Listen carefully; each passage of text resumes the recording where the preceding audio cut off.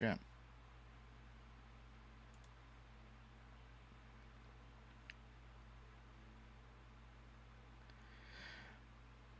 Oh God, guys, I'm sorry.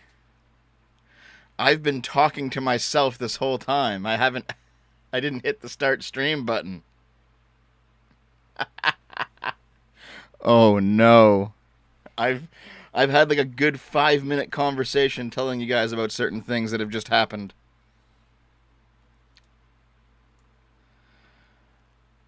That's a big fucking oops, isn't it? All right. Well, okay. I guess I'll just restart. I guess I'll just restart. Oh, that's some good coffee. Everyone get your coffees out. Yeah, it's a boomer moment. Sorry. Okay. So, what ended up happening was the main reason that I was initially late is because I was getting the coffee ready and I was watering the garden. I was doing responsible things. I was quickly eating breakfast. And then while I was quickly eating breakfast, please do the fan art segment. I'm not going to do it this week. I'll do it next week maybe. Um, has there been a lot of fan art recently? But anyway, Jesus. Um, I was eating breakfast and I was watching Zero Punctuation. You guys know what Zero Punctuation is? Yahtzee's show. They're like 6 minute, 5 to 6 minute game reviews. And I was watching those, and I watch them on double speed, so they're really quick. They're like 2 minutes sometimes. I just like blow through them. So I was eating breakfast and watching like really fast zero punctuations. And I was really enjoying myself, and I was just letting the algorithm go to the next one. So I went from like modern zero punctuations to like zero punctuations from 8 years ago or 10 years ago. Okay, and the last one that I watched ended up being Remember Me. And you guys know what Remember Me is? That game. Just in case you don't, I'll bring it in. There. That's Remember Me. It's this game. I think it was made by Don't Nod, which later got famous for making Life is Strange. But it's not a Telltale style game. It's not a visual novel or anything. It is a brawler with some actually really interesting mechanics. Um, this game is absolutely fucking terrible, but it has like a soft spot in my heart. I still watch Zero Punctuation. I still watch it. But it has a soft spot. This game has a soft spot. I have a soft spot in my heart for this game. Um, and the game basically is like, first of all, the combat system is kind of shitty, but you can make your own combos, which is kind of neat. Um, and then secondly, one of its main mechanics was that you could jack into people's brains and alter their memories. So if there's an NPC who wouldn't give you something, what you'd do is you jack into his brain, you'd change his memories that he believed something else happened in his past, which then changes his personality, and then he's more likely to give you the thing that you need from him.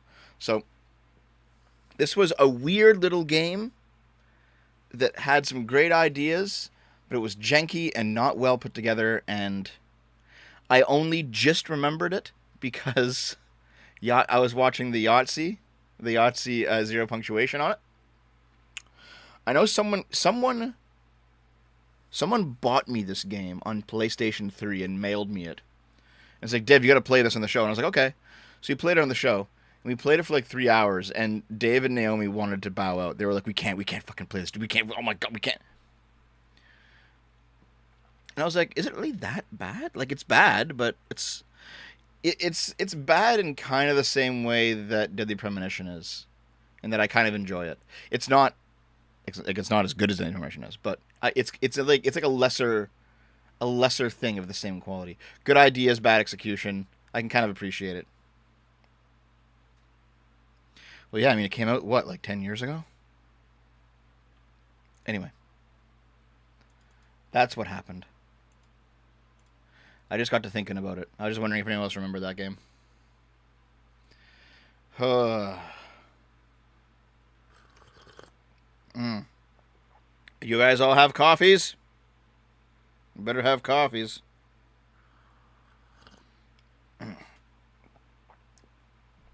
Zero punctuation from 2007 2012 was the best. It's still pretty good, generic. It's still pretty good. What is the point of this? We're hanging out, buddy. Deadly Premonition only gets away with being good because of the bizarre characters and writing. I love Deadly Premonition. Oh my god, that is my fucking... What's one of my favorite games? One of my favorite games is Deadly Premonition, dude. Master of Terras Kasi. That's a Star Wars game, isn't it? Makoto, thanks for the $2. Is there a reason you don't like Star Wars: The Clone Wars? I always preferred the Tartakovsky style cartoon over the CG one. And I think it's because the Tartakovsky style cartoon did General Grievous a lot better. I haven't seen it in years, though, so I don't know.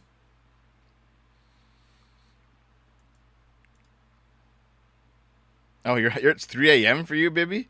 Wait, where are you? Bibby's World. 3 a.m.? Where is it 3 a.m. right now? Hold on. Where is it at 3 a.m. right now? 3 a.m. The world clock for everyone. The time right now. What? I'm kind of curious where the fuck it's 3 a.m. in the world. Hold on. 3 p.m. 3 p.m. 3 p.m. 3 p.m. 3 p.m. 3 p.m. 3 p.m. Wait, it's not 3 a.m. anywhere right now. That doesn't make any sense. Hold on, is it Hawaii time? Hawaii time right now. 5 a.m. in Hawaii. Where the fuck do you live? New Zealand? Oh, I see. Okay. Time has dulled Yahtzee quite a bit because I think he's become more progressive in his politics. And you can see with some of his extra punctuations, that kind of comes out. But he keeps it out of his main show, so it's like pretty good. Wait, you're in Christchurch? Oh my god. All right. Well, good morning.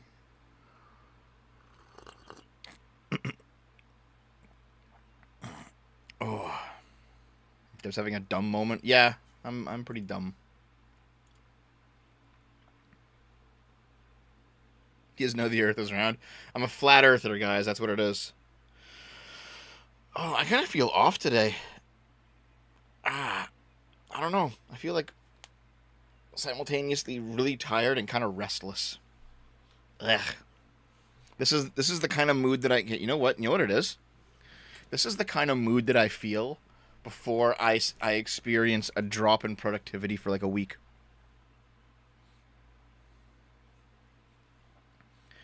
You know what I mean? Like there are weeks when I put out like videos every day, then there are weeks when there's like nothing. And this feels like the moments before a drop in productivity. This is the first time it's happened on stream.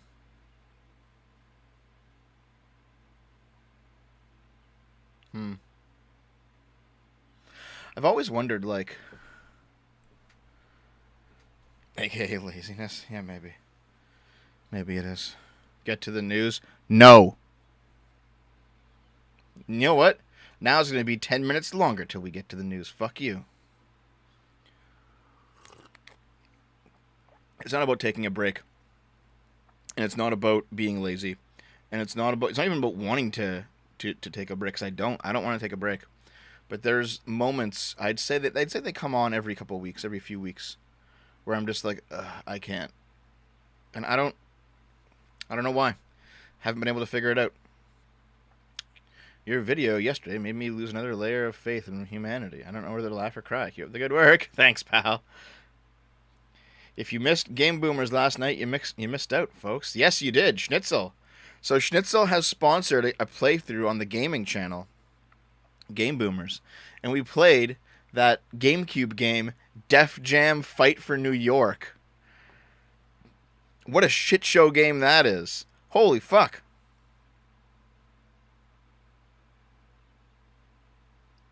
Strength training removed those periods for me. Maybe.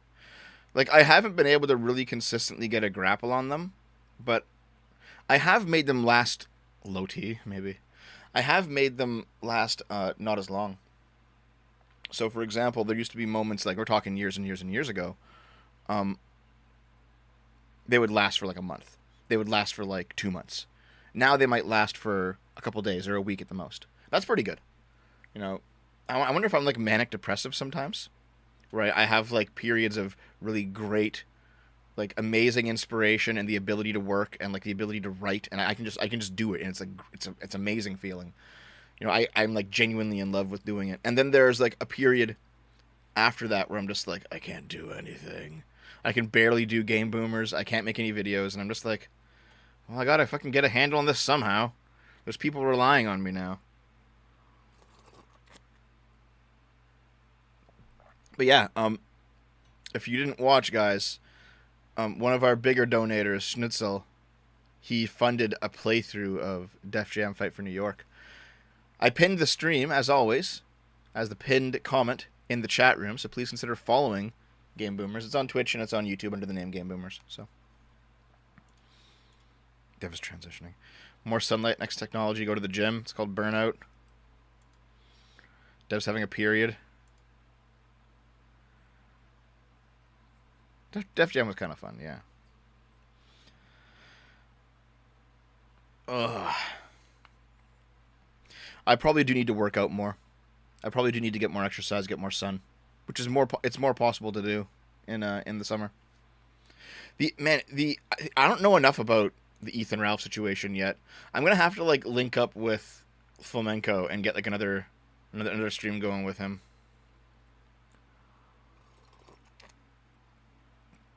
But yeah, like you know what happens? I could spend like an hour or two working out, right? I could lift some weights. I could go outside. I could do something physical, but I always feel like I'm wasting time. You know, it's like, well, I got to write this next video. It's gonna take me 4 hours to write it.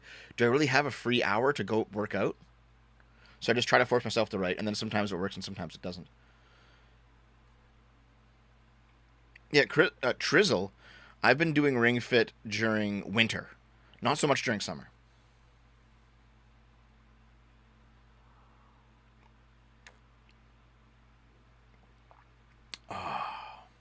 Oh, another thing to announce. That trip that I was supposed to take last week that got canceled, I'm taking it next week instead. Hopefully. So the plan... Actually, no, I need to check the weather. If the weather's fucked, I'm not going. Theweathernetwork.ca.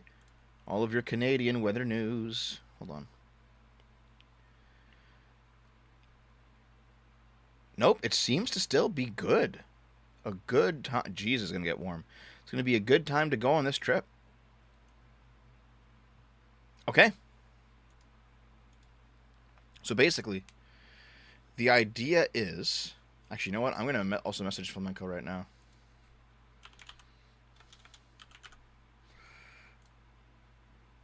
Just went. Flamenco.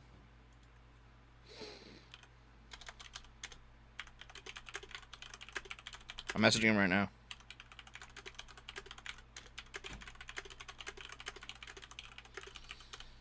Okay. New lore from Flamenco. North Bay? Yes, I have.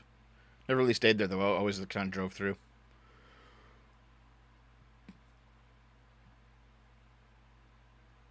Anyway, there we go. I pinged Flamenco. Maybe we can do something. I looked at the weather. I should be good to go. So basically what's going to happen is Lilith and I, we're going to pre-record another Tubcast for Wednesday. I'm going to try and pre-record a video for Thursday and Friday.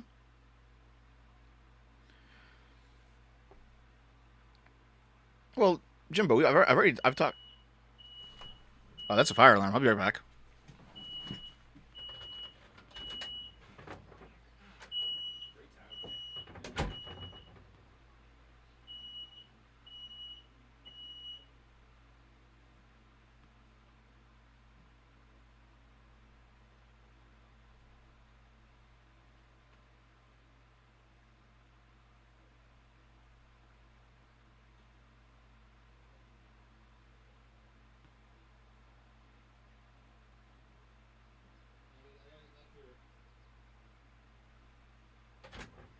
Guys, Dave is burning the fucking house down. Oh, yeah, blame me. Did you guys hear that?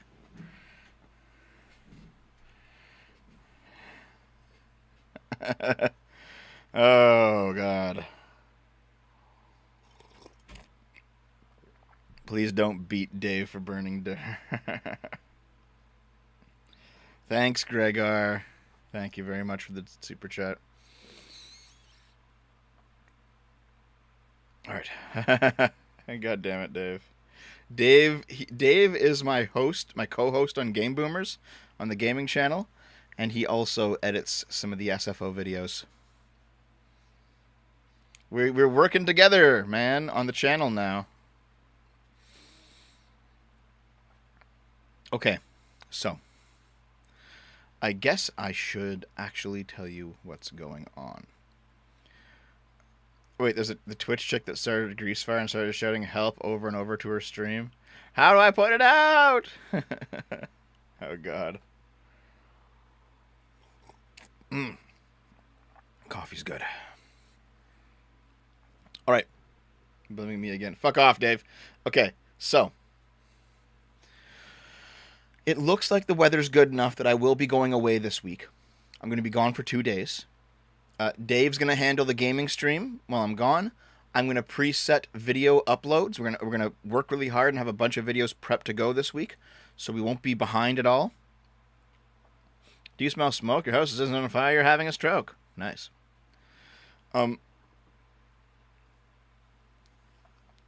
So we are going to have contingencies in place that there will still be content to come out while I'm out of town. I'm going to be gone for 2 days. We might do like a morning gaming stream on Wednesday, and then I'll have the pre-recorded Tubcast for Wednesday night with Lilith. I think we're going to cover the Texas shooter this time.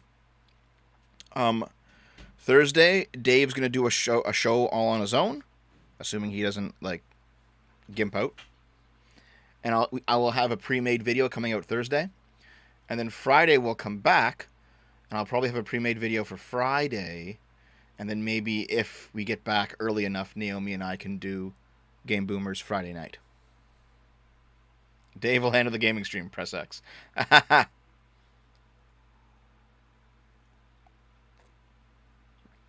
Yeah, Dave and I have known each other since kindergarten. 4 years old, whatever it is. Yeah.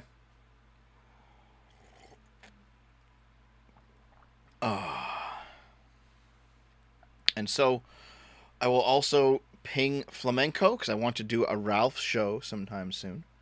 Because I did a show about him, I think 3 months ago. Because I haven't been like paying attention to the Ralph lore. Like there's just too much going on everywhere.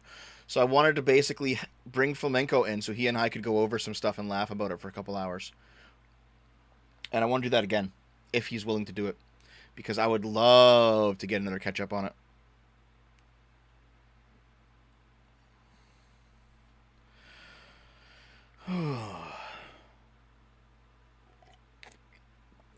Have you seen Save TF2? Only a tweet from Valve. What do you mean? What's Save TF2? Valve responds to Save TF2. The fuck is Save TF2? Is TF2 dying?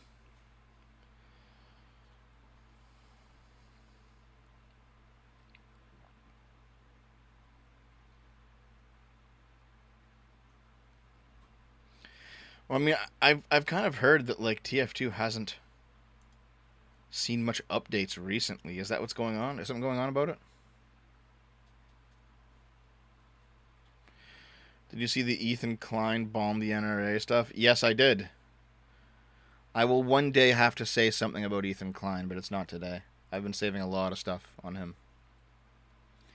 Yeah, hasn't Ethan Ralph taken 2 trips to Portugal and got the shit kicked in both times?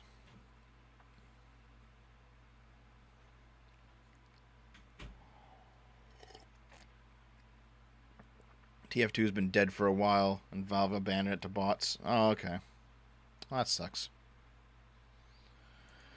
I have good memories of playing TF2 with friends back in the day.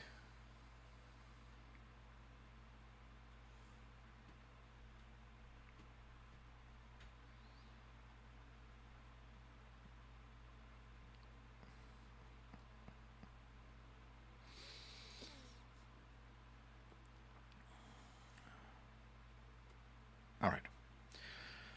Tubcasts are going to be Wednesday. We're trying to do them once every Wednesday. And I basically, like, Lilith being a good friend, I like having her on. I also know that she's got the jitters a little bit when it comes to public speaking. So we're basically just gonna cut her teeth a whole bunch, get her used to doing the show, and then we'll move it off to a side channel like Adam and Sitch's weekly Sunday show. We'll do a weekly Wednesday show instead. TF2 has a massive bot problem. It's unplayable. Not to mention Valve is basically trying to even fight it. Finally, Valve acknowledged it. Oh, well, shit. Okay, I think that has to be enough talking for now. And I need to move on to doing the news. If you're okay with it. It's time, I think.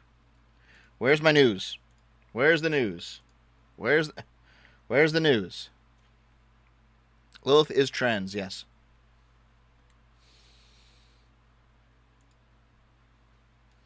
And she's a good friend of mine.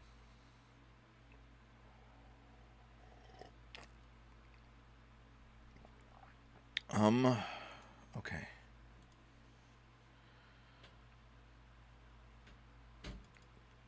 If you want to support the channel, there's 4 ways to get yourself into the $5 club, and they all involve a monthly recurring tip so that the bot can put you in. Patreon, Subscribe Star, the YouTube memberships button, and the sub button on my gaming channel, Game Boomers. They will all get you into the $5 club, and also, guys, you hit that sub button. You can also use your Amazon Prime sub. You have Amazon Prime? You get a free sub. Might as well give it to me. Why not? Even if you don't use Twitch, you can still do it. Just link up your Amazon account with your Twitch account. Then link up your Twitch account with your Discord account. Get yourself into the $5 club in Discord. $100 to PayPal. $5 club for life. Okay? Just send me the receipt. And there's the P.O. Box. Once I have 5 packages from the P.O. Box, we will open them on stream. I am currently sitting on 3 packages. So, once you have 2 more, I'll open them on stream. And if you can't donate, you don't have to worry about it. It's completely fine. All this is optional. It's just quite nice. Let's go. Power Rangers star Austin St. John has been arrested for wire fraud related to COVID-19 Paycheck Protection Program. The 47-year-old actor who played the Red Power Ranger in Mighty Morphin Power Rangers was arrested, along with 17 others, on charges related to fraudulently obtaining at least $3.5 million from the federal COVID program. Damn.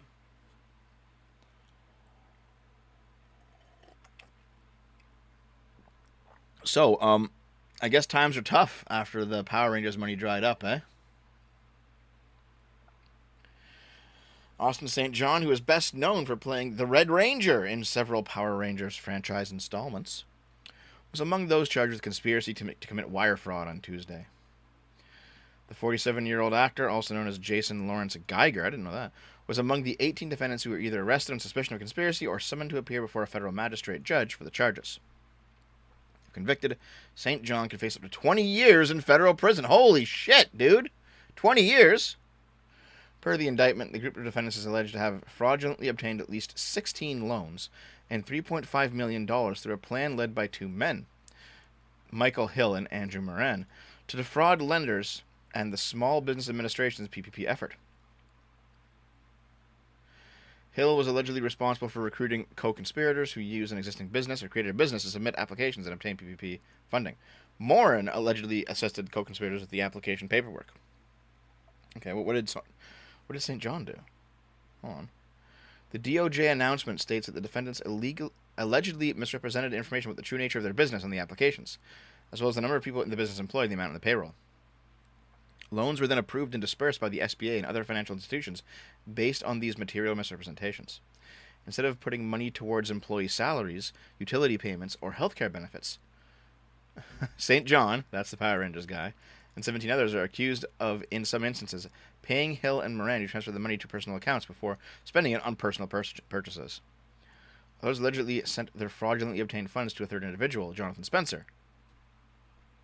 So wait. It sounds like you might have gotten frauded. Like why would you guys pay these guys? Well, damn. It's prison time. And yeah, the Zords aren't going to save him now, guys. Rip.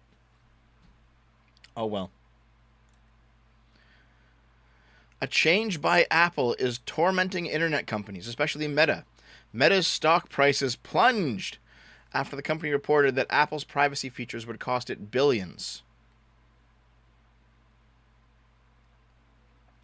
Apple's vision for a more private web is not necessarily a more profitable one for internet companies that depend on advertising revenue.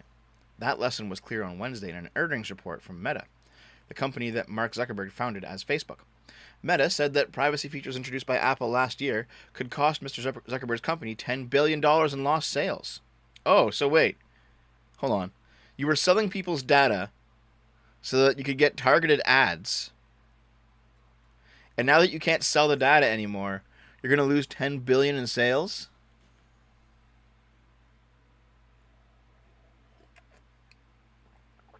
Oh no. Oh. Oh no, guys.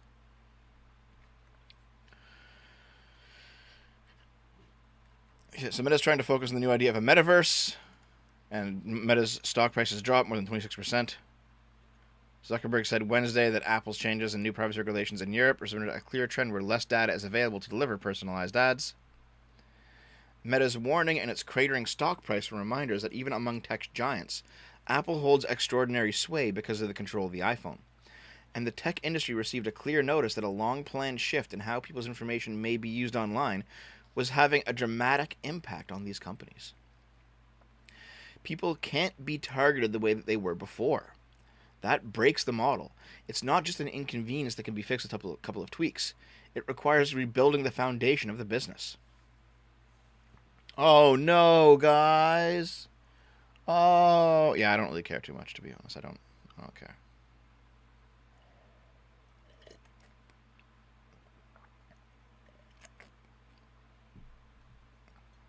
Oh.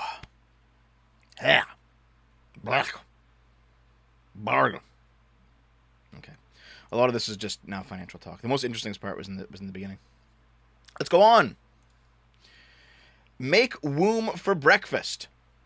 Uterus-shaped cereal aims to normalize conversations about periods at the breakfast table. But why?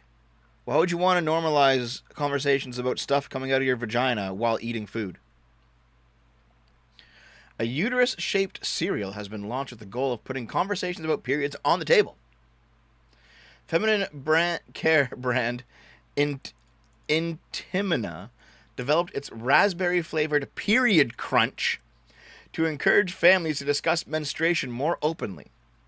Despite being marketed as womb-shaped, the cereal actually resembles the entire female reproductive system.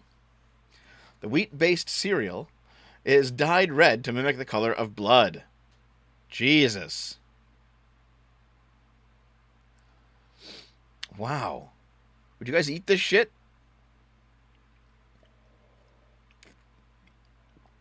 Period Crunch. A bunch of wombs. Delicious. Perios.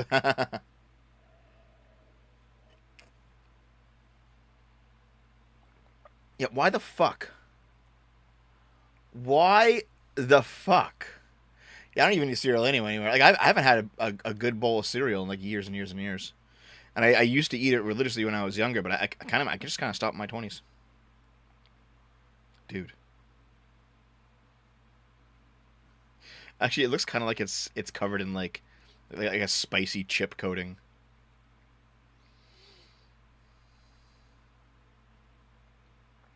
Okay. Previous research has shown stigma around the time in the month can cause boys to mock girls at school, while nearly half of women say that they have been period shamed. The cereal campaign comes after Spain last week became the first European country to propose paid, unlimited menstrual leave for women in pain. Periods are normal, and talking about periods should be normal. They should be normal, guys. It's how it is.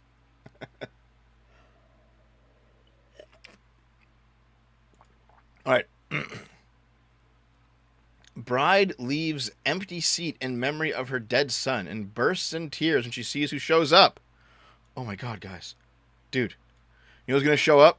Just like wheeling out of the grave as a skeleton? I am here, mother. As she prepared to walk down the aisle on her wedding day, Becky Turner was overcome with a lot of emotions. Her friends and family were gathered in the open field under Alaska's mountain sky, where she would be exchanging marital vows with the man of her dreams. Although it was one of the happiest days of her life, someone very close to her was missing. Her late son, Tristan. Tristan had been taken from her unexpectedly at the age of 19, and Becky sorely missed him. But some part of her knew that he would be there by her side as she said, I do, to her fiancé. So she saved him a seat. And so there's a sign with some kind of sappy stuff. I'm in heaven. Okay. Normal family stuff that you see on Facebook all the time. Okay. But she had no clue she was about to physically feel her son's presence at the ceremony through someone she had never met before. Jacob Kilby, the man who received his heart in a transplant. Oh. The groom gave his bride the surprise of a lifetime as he called then 21-year-old Jacob forward to meet Becky for the first time. Jacob had flown all the way from San Diego to be a part of the couple's big day as the sixth groomsman. Oh. That's a nice little feel-good story, eh?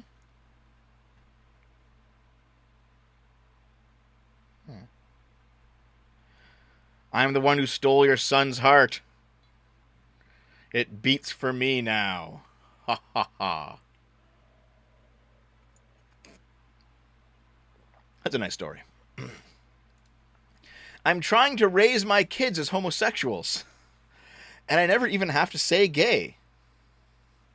How am I attempting this? Well, it's simple. I learned how from watching straight people enforce a sexual orientation on their kids without ever saying the word straight. Kalima. I don't know about the... Okay. One of the most amazing things about cisgender straight people is that most of them think they don't have a sexual orientation or a gender identity. A major premise of the Don't Say Gay bill is that children should be sheltered from discussions of sexual orientation. And in many ways, I, a queer mom married to a woman, actually agree with this. That goes for gender identity too. I think it would be amazing if schools stopped teaching gender as an innate expression stemming from what's in one's pants. And I believe that young children can learn all about love and family and different family structures without needing to have it framed in ways that are overtly sexual or romantic. But that's not how straight society likes to play. The ironic twist regarding this legislation is that the mainstream straight culture enjoys aggressively heterosexualizing young children in ways that, if LGBTQ people did it, we would be labeled as perverts, extremists, and child abusers. And yet, heterosexual grooming is so constant and ubiquitous, most people don't even notice it. What is heterosexual grooming? It's a set of practices and expectations based on a child's assigned gender at birth, which promotes the formation of a romantic and possessive relationship between opposite-sex children and their parents. As soon as these straight parents find out if they have a penis baby or a vagina baby, they seem to be obsessed with the idea of a romantic bond forming with the parent who has different genitals from the baby. I find this really upsetting. It not only sexualizes children, but it does so in the context of family. Yuck. And yeah, perhaps applying the term heterosexual grooming to this practice sounds a bit harsh, but gay marriage is constantly likened to bestiality. So maybe we all just need a thicker skin, right? Yeah, see, the problem here is that, I understand what, this is, I think this is a satire article. But the issue is that what this person doesn't recognize or understand or want to admit is that heterosexuality is the default. And it's not the default because society pushes it as the default. It's the default because it is the default, biologically. Because we are a reproducing species. Non-heterosexuality will always be outside the norm. It's just how it is. It's not good, it's not bad, it's just what it is. I'm not attaching a value judgment to that.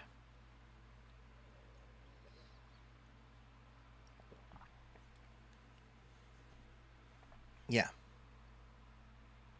So she's putting forward the idea that, well, society makes us all heterosexual.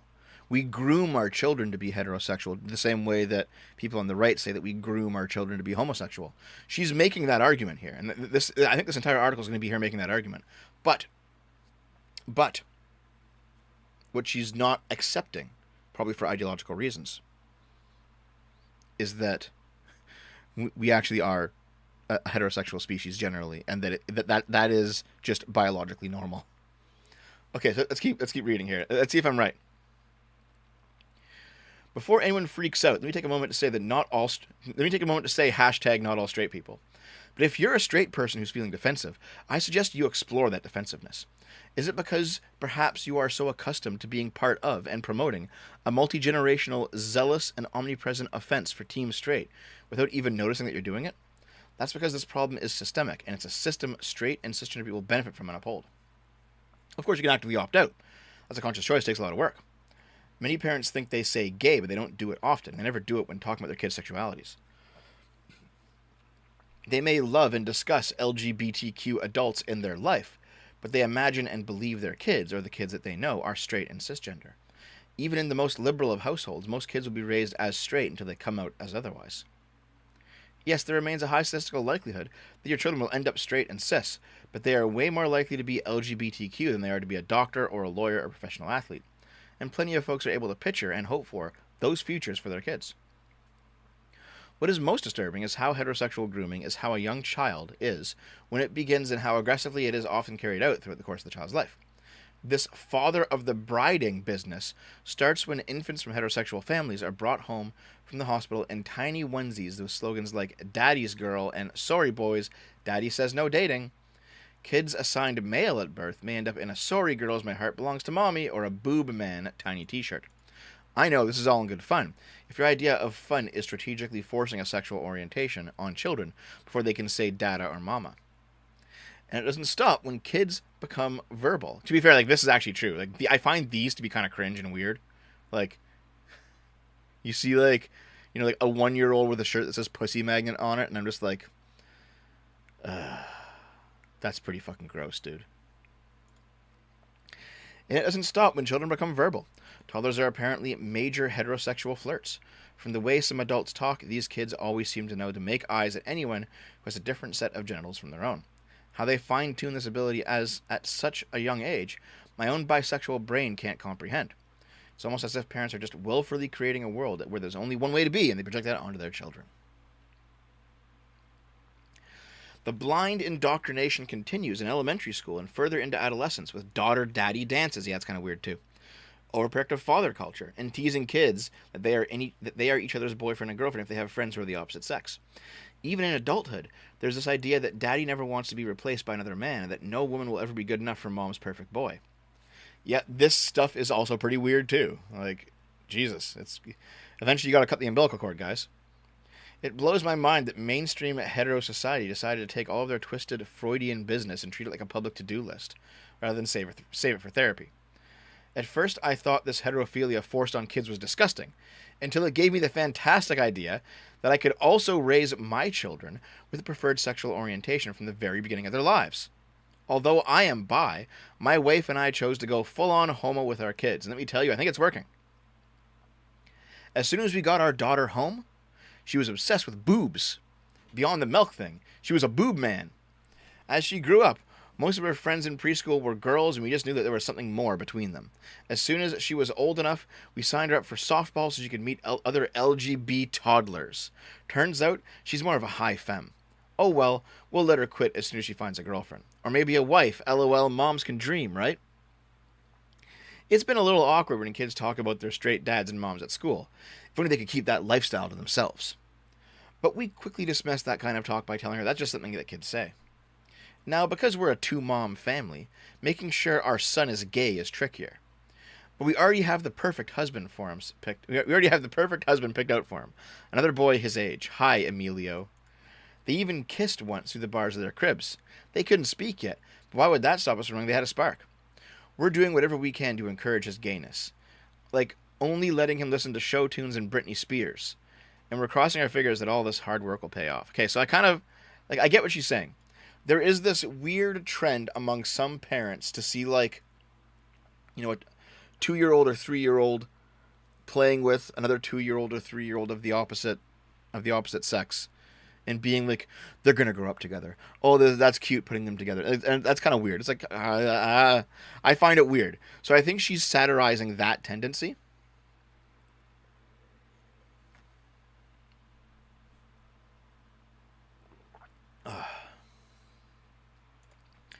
What's amazing is that we can do all this without ever actually saying the word gay. We just have to make sure that our kids understand that the only appropriate desire they can have is desire for the same gender. Sadly, because our culture privileges and prioritizes straight and cis identities, it's not only those folks who assume the world in the future is hetero and cisgender. LGBTQ people have been rarely told that we have a future to imagine or claim for ourselves. We have been denied legacy. Our histories are hidden. Our contributions are denied. Our lives are demeaned. Our love is dangerous. Because of this, many LGBTQ people still believe we would have to be straight or cis to have a future worth living. And legislation like the Don't Say Gay bill reminds us of how truly vulnerable that we are. Ultimately, I think some of the politicians and parents who support the Don't Say Gay bill believe if we don't talk about the LGBTQ community to kids, they won't figure out that they are a part of it. We know that's not how it works. Okay, regarding this, I have a completely different opinion.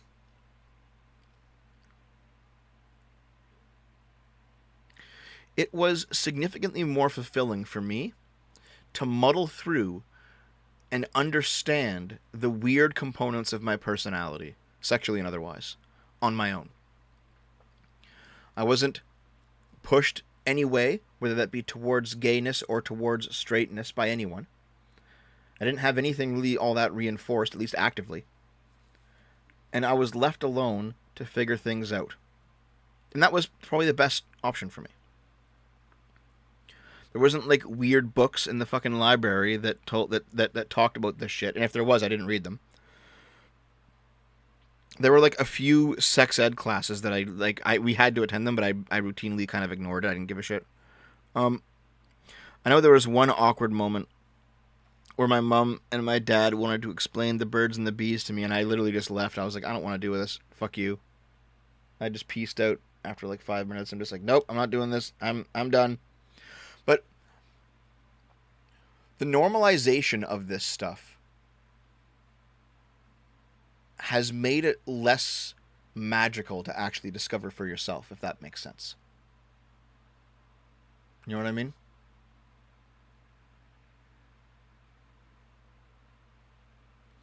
Having a bunch of adults say it's okay if you feel this way, it's okay. You want to learn more about it? Here, I can give you this reading material. Here, you want? And it's like, how about you just leave me alone?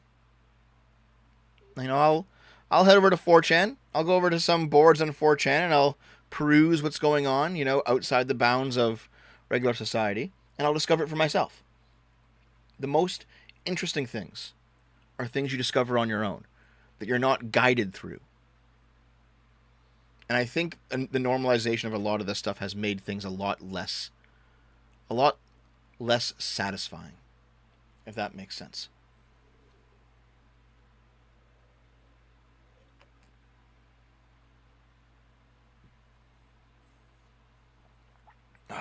Anyway. Yeah, see? This person's article is basically this person's article is making the point. I don't want to read the rest of it. It's kind of like it's done here anyway, and it's kind of bullshit. But this person's articles, the point is that kids who are born straight, they have that straightness reinforced by a society that assumes that straight is the default, to the point that they don't even have a term for it. It's not even called straight. It's just the way things are. Like, of course you're attracted to girls. Why wouldn't you be? It's that kind of thing. And she's saying, it doesn't have to be that way. Why don't we have a society that just assumes that gayness is the normal? And it's like, well, okay, you can have that. But the problem is that what she's ignoring here is that most people are biologically predisposed to being straight. That's why it's normalized. Not because culture is pushing it, not because it's some kind of big lobby by. It's not some like it's not some huge plot by the big straight lobby or something. It's because that's how people are. That's what it is.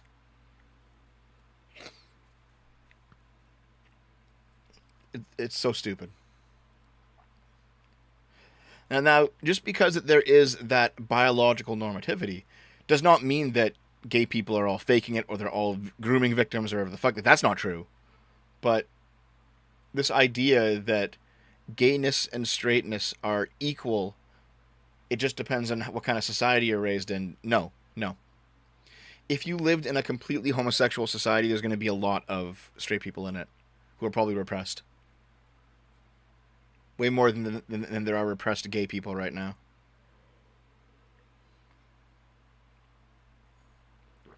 All right. Let's continue. Australian museum defends allowing men in lingerie to play with Lego at a children's event.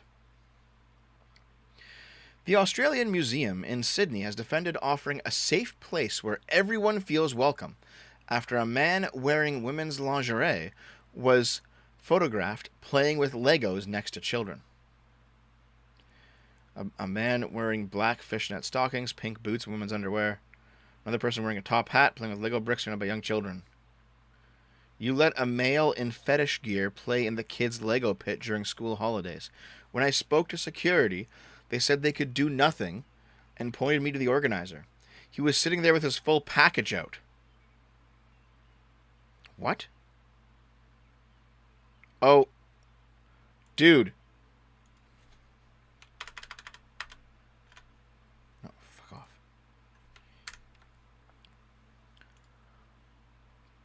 Wow. Like, what the fuck is this? What the fuck is this?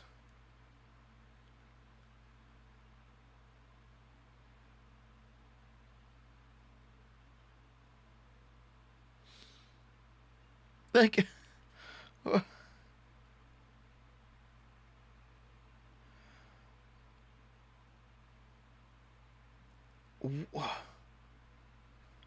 what the fuck, dude?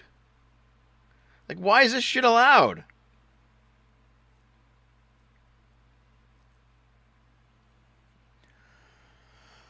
Oh my god.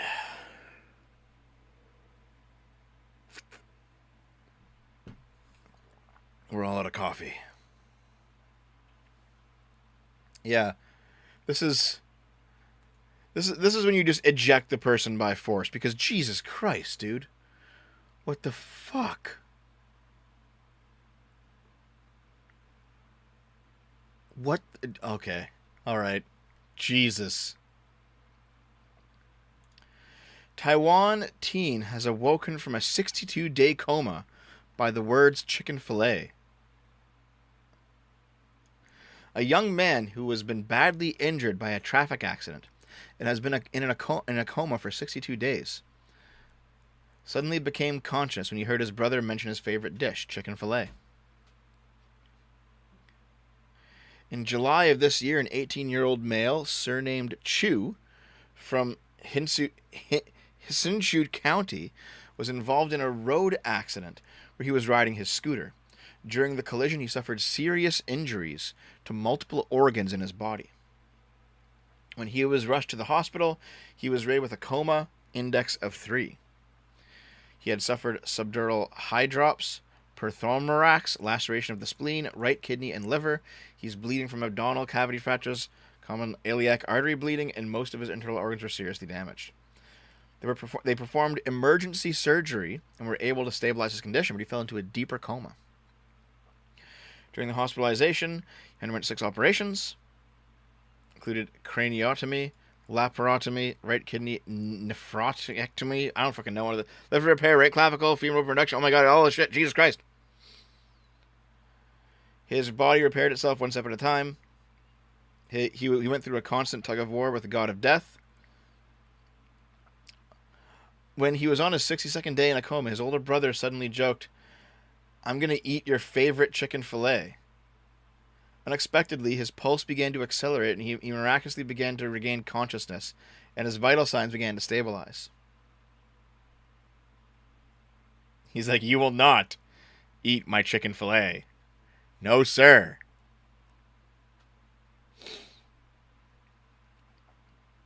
What's this? This is the headliner. We used to sell blow pops for 25 cents when I was a student. Now, MHS, the school, sells vagina cupcakes. There they are, the vagina cupcakes. That's the headliner for today. The male anatomy is constantly joked about, while female anatomy is portrayed with disgust or seen as too private. Normalize female anatomy. Buy a $5 cupcake? Jesus. Even with inflation, that's too much. Buy a $5 cupcake to normalize female anatomy. All proceeds go to Planned Parenthood.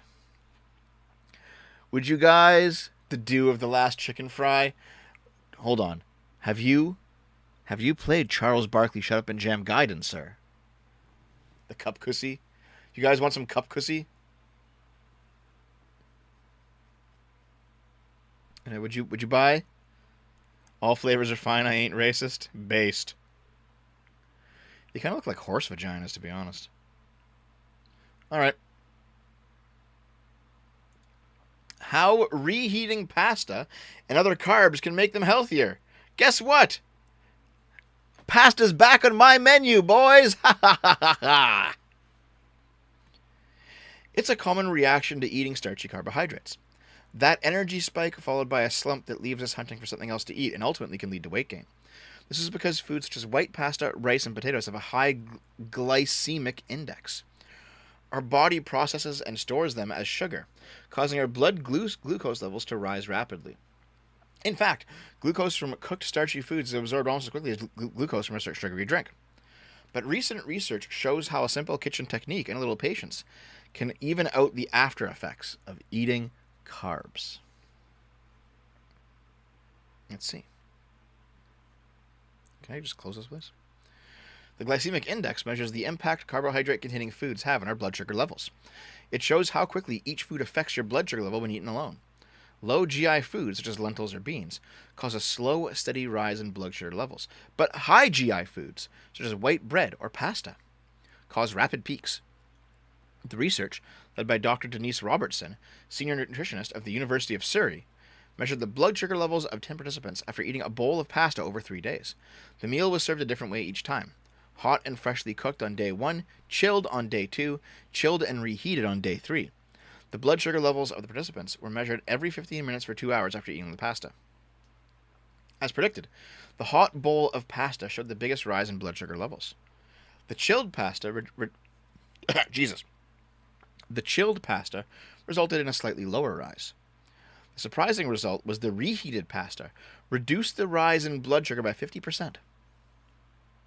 So why is this? The complex structure which makes up raw, starchy foods is broken down when cooked in water. When cooled, however, the structure of the food reorganizes itself and becomes a resistant starch, which isn't easily broken down by our gut and essentially becomes a fiber.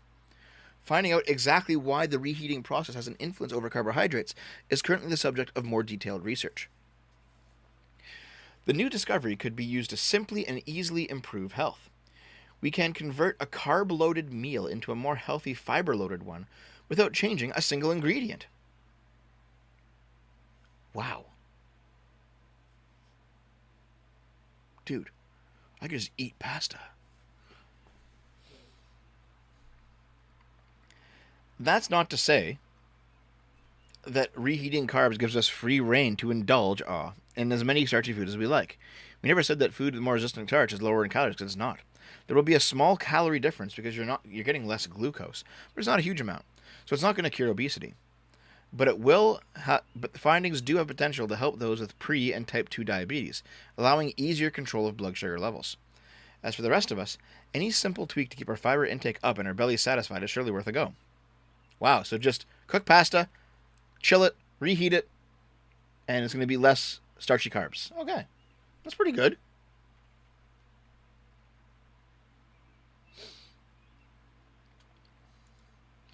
Constables investigate book complaint at Granbury High School. Hood County constables stopped by Granbury High School on May 6th to follow up on a complaint about 8 books under review for sexual content still being in the school library. 5 of these books were removed following a review of the library in January. The other 3 remained on the shelves. Students like the 9th grader Kaylin Price said they don't want the books removed. It has angered a lot of students. I think it's wrong they took the books out on sexual education because Texas doesn't offer sexual education in schools. Right before the book ban, I was going to check out this book about trans lives because I'm non-binary and would have loved to read something personally about myself. So basically, some of the new things, some parents feel like it's gone too far. It's a witch hunt the school is engaged in. Should be facing consequences after all. They're humans. They're going to see sexual content online, sometimes a lot worse. It might be in the book. Okay, so basically, because of the new don't say gay stuff sweeping the United States, some books are being pulled out of school libraries that are more sexual in nature. You can agree or disagree with it. Like, honestly, to me, it depends on the content of the book. You can agree or disagree. But like, if the book is like a regular kind of normal sex ed thing, you probably shouldn't be removed. If it's like weird porn, it probably should be removed. Like, there's an obvious line there, right? But this is this person's take on it. Read this fucking take, guys. Oh wow, shock. The Nazis are trying to target depictions of queer sexuality. I wonder where this will end.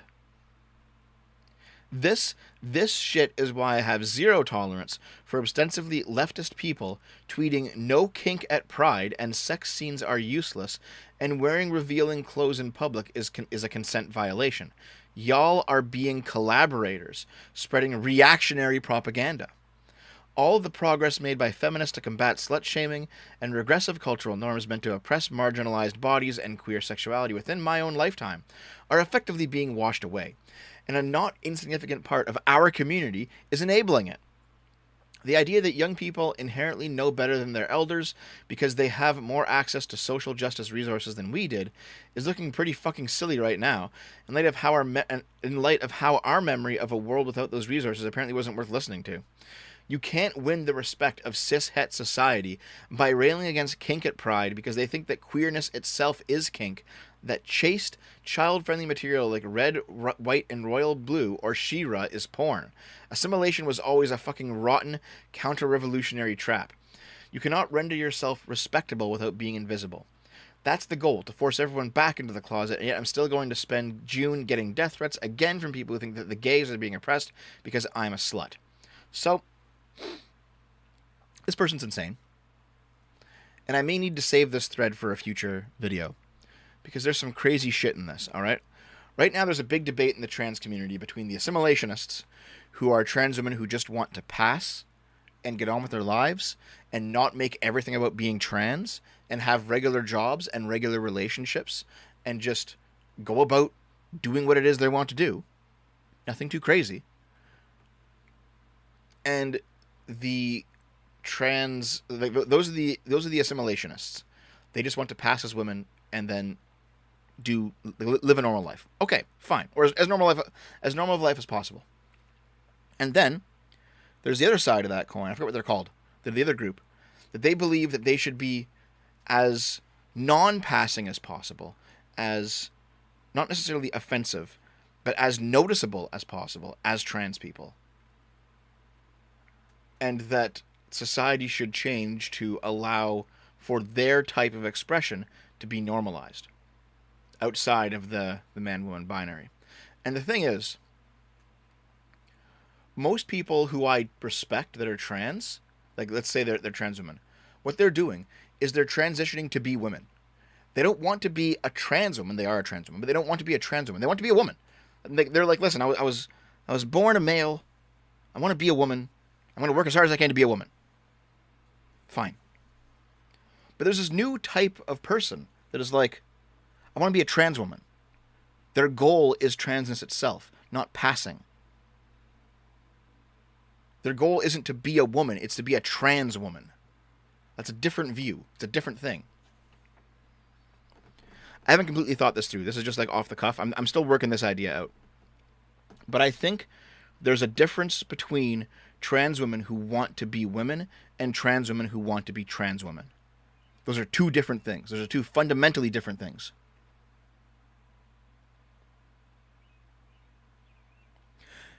And I think that's why the trans women who want to be women, they pass and they look and act feminine, and they kind of speak feminine, and they kind of just like fit in. And then trans women who want to be trans women, they look fucking insane.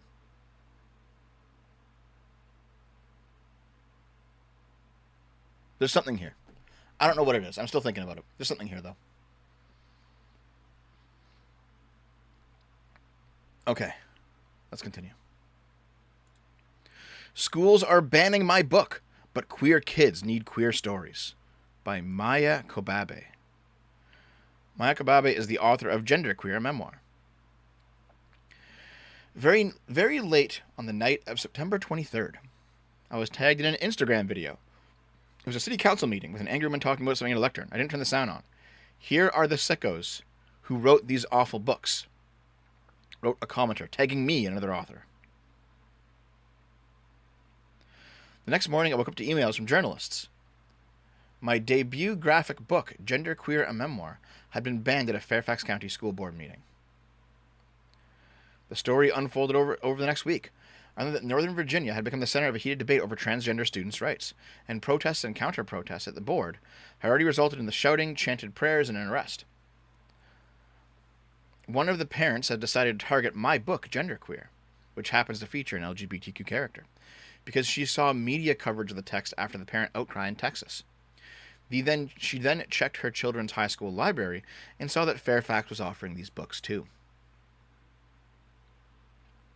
There are no queer kids. Queer isn't even a thing. Depends what you mean by that. Like if queer just means like generally being gay, then of course there's gay kids. Of course there is. I am very certain I knew a lot about my sexuality when I was younger. Anyway, I think this is the woman who wrote that blowjob book that I mentioned. But basically, people are freaking out about this book being available. This book being available at schools. And she's making the comparison with Ramna One Half, which is a story where there's a samurai dude who transforms into a girl, I think. Oran High Host Club, which is a story about pretty boys. Gravitation, that is a story about, I think it's a story about two men who fall in love. Cardcaptor Sakura has some lesbian themes in it. These are like 2000s era anime that just have a bunch of gay shit in it, which is fine. But like, these also weren't political. They weren't pushing these things. They were just telling stories. Like, here's just like, man, when I was in high school, I watched Revolutionary Girl Utena, a romance story about two women. It was a political show in that it talked about politics, in that it had political themes. It had political actors engaging in politics to try and, to move through the story. But it wasn't political in that it did not preach to the audience.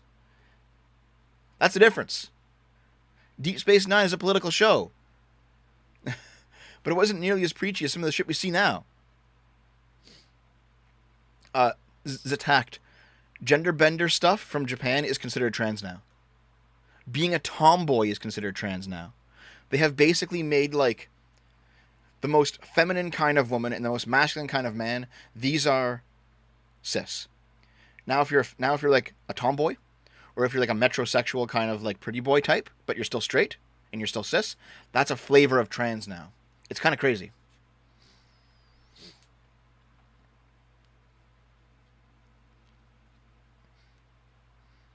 Swift story. There was Utena. There was Yuri and Utena. At the very end, Utena and Anthe get together.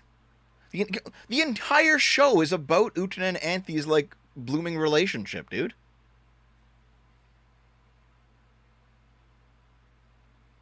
Anyway, this person's freaking out about how, look at all this stuff that is queer, and now my stuff's being banned, and oh my god, they're coming for me, dude. They're coming for the queers again. They're coming for the LGBTs. Schools are banning my book, but queer kids need queer stories. Okay. So, in Utena, there was like sexual scenes, but like there was no nudity. And to be fair, it was a pretty mature show. I probably watched it too young. But in Ramna, there was like only incidental nudity, and it wasn't sexual at all, as far as I recall. Like a lot of the stuff that contains gay people, but is still, it's still appropriate for teenage audiences, is not overtly sexual. Okay. So she's saying that schools are banning my book, but queer kids need queer stories. Okay. Here is this person's book. Okay? Reading age. Zoom right the fuck in. I want you to see this.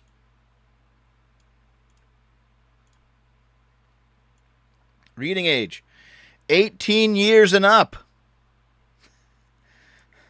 Maybe this is why your book's being banned. Not because it's queer, but because it has adult content in it.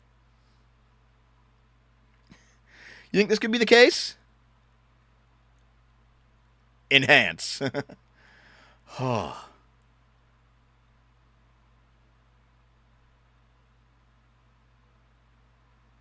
Yeah, Utano was pretty sexual. And I probably watched it. I watched it when I was like 15. I probably watched it too young. Okay, so. Anyway. It seems like this book probably should be banned. Okay. Florida is making students sit through 45 minutes on the horrors of communism. Florida teachers can't say gay, but they are required to teach about the victims of communism. Look at this fucking bootlicker. The victims of communism. Yeah, they were real victims. Millions of people died, you fuck.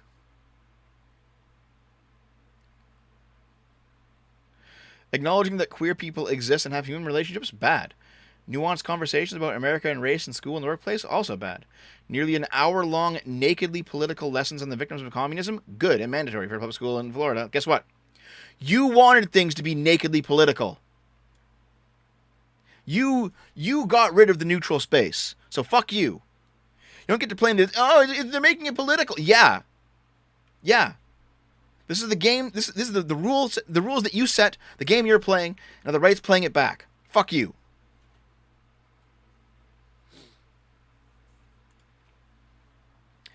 And his ongoing effort to turn Florida schools into the education wing of the Republican Party. Yes. If you are going to turn California's schools into the education wing of the fucking American Socialist Party, then yes, of course the right's going to do the same thing. Like, are you fucking retarded? You set the rules of the game. The right is now playing by those rules. You fucking morons. So November 7th is the Victims of Communism Day and has a required 45 minutes of classroom instruction per year on the subject. By the way, based. Honoring the people that have fallen to victims to communist regimes, teaching our students about this atrocity is the best way to ensure that history does not repeat itself. To be fair, yeah, like, there should also probably be a similar thing for like Nazi Germany, but yeah, obviously, yes. Teach about the victims of fascism, teach about victims of communism, fine, I'm okay with this. Yes. And you know what? You should probably teach about slavery too. That was still a situation in the United States with victims. Teach about that too. But like, yes, obviously you should do this.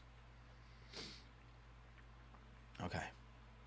While it's fashionable in some circles to whitewash the history of communism, Florida will stand for truth and remain as a beachhead for freedom. Based.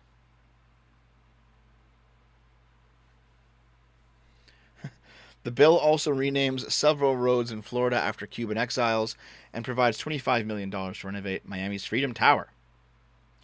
Based.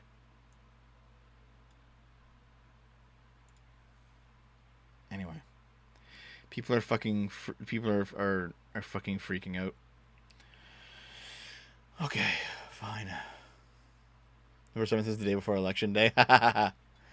People are just freaking out because Vice is honestly a piece of shit website. Another thing about Meta. Meta adds personal boundary tool in Metaverse after virtual world harassment. Can you talk about this? Oh, right. There was the person who was like, I think it was like last week, the person who got raped in the Metaverse because they logged in and then like a bunch of hands started groping them. Well, Facebook fixed it by adding a minimum distance between users' avatars in its virtual reality Horizon network. So now you can't actually get close to someone. But now you know what you can do? You can literally do the Habbo Hotel pools closed thing. You can have like one person get out of here. You have one person just stand in front of the entrance to the pool with their bubble up and just be like, pool's closed, and no one can go in. Yes. If someone tries to enter your personal boundary, the system will halt their forward movement as they reach the boundary. Yep. So just block the entrance to the pool. Habbo Hotel all over again. There's nothing really into this. Okay, fuck this. Fuck this article. All right. There's NHS guidance on the contamination of meat in the in endemic countries as UK monkeypox cases rise. Oh my god. According to the NHS website, monkeypox can be spread by touching clothing, bedding, or towels used by an infected person, touching monkeypox blisters or scabs, or the coughs and sneezes of a person infected by the disease. Standard guidance on the NHS website relating to countries where monkeypox is endemic says the infection can also be spread by animals and eating meat. Jesus. Monkeypox can be caught from infected wild animals in parts of West and Central Africa. It's thought to be spread by rodents such as rats, mice, and squirrels. Okay. You can catch monkeypox by eating meat from an infected animal that has not been cooked thoroughly. Jesus. You guys think that monkeypox is going to be a real thing? I'm not sure about that. Yeah, don't eat meat anymore, guys. Eat the bugs. Saudi Arabia has brought $1 billion into Capcom and Nexon. Oh, Jesus. Saudi Arabia. What are you doing? The news that Saudi Arabia has bought $1 billion into Capcom and Nexon came via updates from the company's public investment fund, which now owns over 5% in both companies. Previously, the country acquired $3 billion worth of stocks in several major gaming companies, including Activision Blizzard, Electronic Arts, and Take-Two Interactive. Saudi Arabia bought 33% of shares into SNK Corporation. Oh my god. All of the gaming-focused investments come from the aforementioned Public Investment Fund, which is reportedly key to Crown Prince Mohammed bin Salman's goal of making their country less dependent on revenue from their vast oil reserves. Their goal is to be a global investment powerhouse and the world's most impactful investor, enabling the creation of new sectors and opportunities that will shape the future global economy while driving the economic transformation of Saudi Arabia. No more roasties in Capcom games? Ba-da-ba.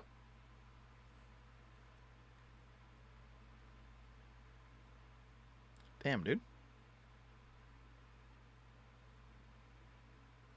Well, there we go. Oh, that's the wrong thing to click. Actually, we're done anyway. Okay, no, I clicked the right thing. Gee, God, I have a fucking brain hemorrhage right now. Okay, I clicked the right thing. No, we're good. Okay, so that's the end of the news. Want to support the channel? Get yourself in the $5 club. $5 recurring monthly tip through Patreon, Subscribestar, the YouTube memberships button, or my gaming channel sub button. The gaming channel is pinned. It's the pinned comment in the chat right now. Make sure you follow it. I stream there most nights. Not tonight, but I'll stream there tomorrow night. That's Game Boomers. $100 to the PayPal, $100 US. Send me the receipt. Put you in the $5 club for life. Also the PO box. Get yourself in. Send yourself some junk to that PO box. Okay. Now let's read the super chats if you don't mind. Bye, Dev. Fuck you, Wisconsin. Okay, thanks for being here, man. Let's read the supers. Where are they? Super chats. Super chats. Super chats. Super chats. Oh, fuck off, Sig Arthur. Jesus. Let's answer some super chats. Do I have an Amazon wish list? Most of the things that would go on my Amazon wish list are like expensive bits of equipment. Like some new lights that are going to cost me like 3 figures. Like, I wouldn't ask anyone to buy me anything like that. Um. Okay, Shaker Silver for $2. Time for new Darkstalkers with Felicia and a hijab. Thanks, dude. C. Thomas Peasant for $5. Leftists, we want everything to be political. Also them. How dare people political be against us? Charlie for $2. When you need help, call for Black Up. Pool's closed. I love the old memes, man. Crack Bandicoot for $5. Thank you. Leftists would love nothing more than to reclassify the victims of communism as perpetrators of capitalism. Of course they would. They're so... Yeah, it's been like... Fuck. Whenever... I saw someone say, like... Oh, victims of the Gulag, and then this person replies, you mean fascists? It's like, shut up! You're so fucking stupid. Jesus.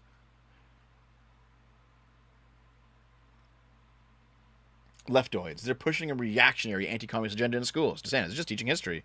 Yeah, you can just do the same argument about the slavery thing, too. Stug for $5. Queer futurity and childhood innocence is beyond the injury of development. Look it up and read it. What does that mean? Queer futurity and childhood innocence beyond... What does this mean? I'll look this phrase up. Thank you. I'll make sure to look it up. What the fuck is this?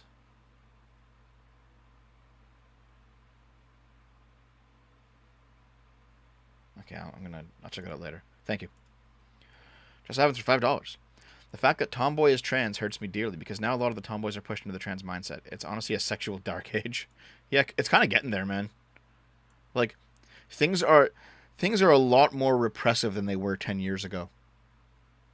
When you could be like a feminine guy or a masculine woman and not be immediately labeled as like a trans, like an egg that needs to be hatched. You could just be whatever you are. Things are a lot more repressive now.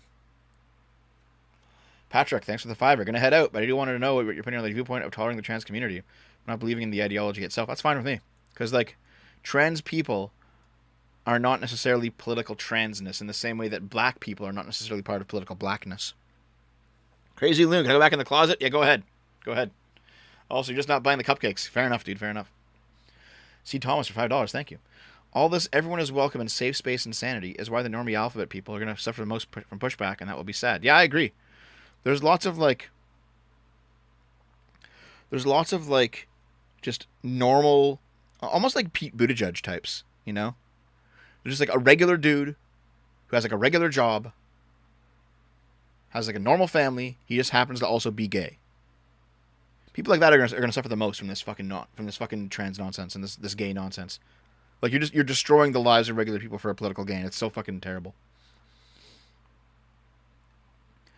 The Hylian Juggalo for $10. Thank you very much. Spending my Labor Day weekend with craft beer, fireworks, and guns because the anime con I paid for 2 years ago kicked me out because I refused to show them papers for the Kuf Commissars. Jesus, dude. Get yourself a refund on that shit. Shaker Silver for $5. Thank you. We have been denied legacy. Maybe something about not being straight means you have less children to carry your legacy. Just a thought. Yeah, exactly, right? Like, you gotta somehow have kids. David J. for 10,000 cops. What are 10,000 cops? I don't know what those are, but thank you. Hey, Dev, hope you're doing okay. Currently, elections in Colombia and the far left ex-guerrilla member is on the lead. Take me out of this hellhole, please. I'm sorry, dude. Hope you make it out. Max Tepafray. Hey, Tepafray. For $5. Am I the only one that misses the 90s, 2000s mentality of be weird, be a freak, be an individual, be proud? Yeah, exactly. People want to be normalized now. Exactly. Like, people want the normalization of their identities. It's like, no. It should not be normalized. You should be proud of being abnormal. You should embrace the abnormality. Because that's, you know what? I think there's something, I got to think about this now. You just sparked like 10 thoughts in my head. I need to figure them out. But yeah, it really is the difference between, I got to think about this. There's something there. I'm going to think about it some more and get back to you. Because there's also the alternative point of view, right? Where a trans person who wants to assimilate wants to be normalized, but a trans person who wants to stand out as being trans. So like there's two sides to this coin. I got to think about this a little bit more. There's something here. I'll think about it. Thank you. The Hylian Juggalo for $5. A bad series I have a soft spot for are those Army Men games from the 2000s. Wouldn't mind a reboot that plays like Mercenaries or Freedom Fighters. I have a feeling if the Army Men games got rebooted, that would be like a shit show, dude. C. Thomas for $5. Thank you. This "no you" nonsense from the groomer mom is radioactive copium. I think we got a few more supers. Let me just refresh the list real quick. Kiryu is best. Is that like a Yakuza reference? 5 Aussies. Thank you. Deb, did you hear about the mentally ill Brazilian dude who was gassed by the police? No. What's that all about? That's news to me. $10 from Boomer. Thank you very much. Tankies on Reddit are so mad at DeSantis that 1, the numbers are exaggerated, and 2, it's actually U.S. imperialist deaths by the CIA, and 3, Cuban Americans are upset plantationers. Yeah, everyone who's like, oh, Cubans who left the communist paradise in Cuba, they're all just Gusano fascists who own plantations. It's like, shut the fuck up. God, I fucking hate these people.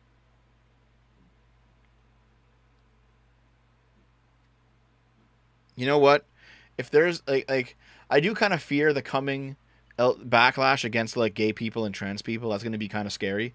But man, if there was a backlash against socialists, I'd be like, based. Good. Fuck. Okay, guys. I think that's the end of the show. Thank you for being here. Thank you for watching. Thank you for being part of my channel. Thank you for donating. Thank you for getting yourself into the $5 club. Thank you for watching my gaming streams when you do show up. There's like 700 people, 600 people here now. Guys, please consider following the gaming channel if you want to see more of me and my friends and we play video games. We had a great time last night, and we're going to have another great time tomorrow night. So please, Game Boomer on YouTube, Game Boomers on Twitch. Please consider dropping in. I would really appreciate it. Also, yeah, I will try to get enough content ready to go for my trip later in the week when I'm gone for 2 days, when I'm out of town. I do feel better. I guess this is the conversation for the real fans, because some of you have already left. Earlier in the stream, I mentioned that like I was starting to feel a bit down, and how I didn't like something. There's a feeling I get that lasts for an hour or two right before I lose the ability to like be productive, and I started to have that feeling on stream, and I mentioned it, and I was like, uh-oh. And then I kind of theorized, like, I go through waves of being hyper-productive and then not so productive.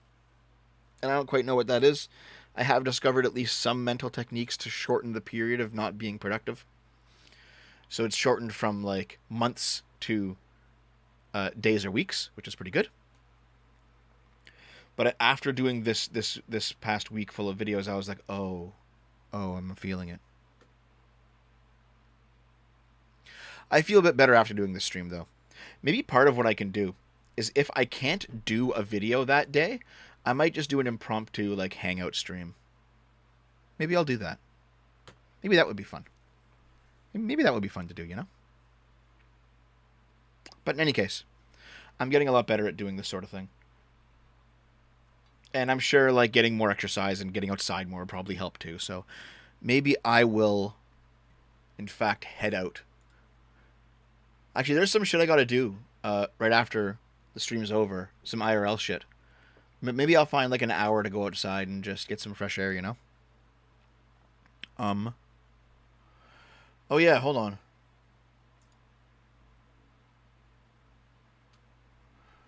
I'm gonna ask Arch right now.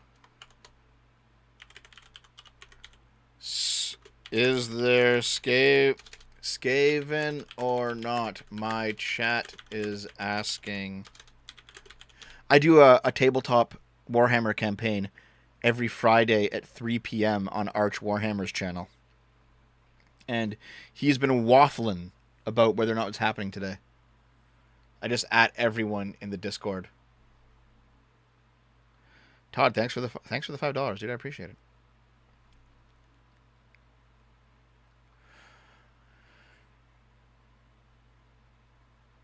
Come on, chat. Come on, Arch. Fucking reply.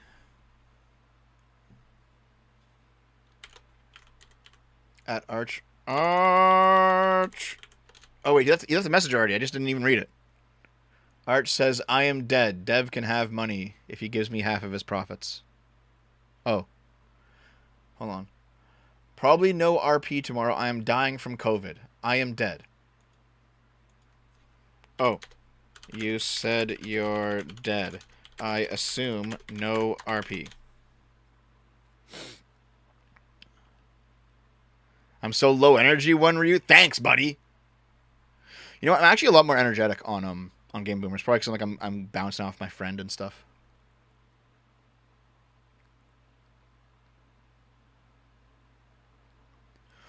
Oh, so this is like an early morning show. I say at 12 p.m. Okay, it sounds like there's no RP today, guys. There's no RP. And there's also going to be no RP in 2 weeks as well because I'm doing the E3 Game Boomer show like all day. So yeah, I'll be doing E3 coverage on the gaming channel. That's another reason for you guys to follow the gaming channel. I'm doing a an E3 show about it on there. So make sure you're there. Anyway, I've been dilly-dallying enough. It is time for me to go and get to work. I have some cooking to do. I have some errands to run. I have some videos to write. No Game Boomers tonight. No, I very rarely do Game Boomers on Sunday nights. I do Game Boomer. My aim is to do Monday to Saturday. There's like a not E3 happening.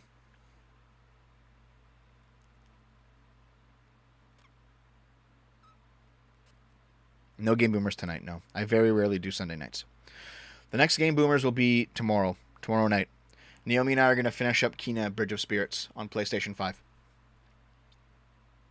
No Game Boomers tonight, you fuck. God damn it. Okay, listen, I gotta go. I'll see you later. Thanks for being here, everyone. I love you. I love you for supporting me. The Dollar Meat Store. God. Okay, goodbye. Have a good day.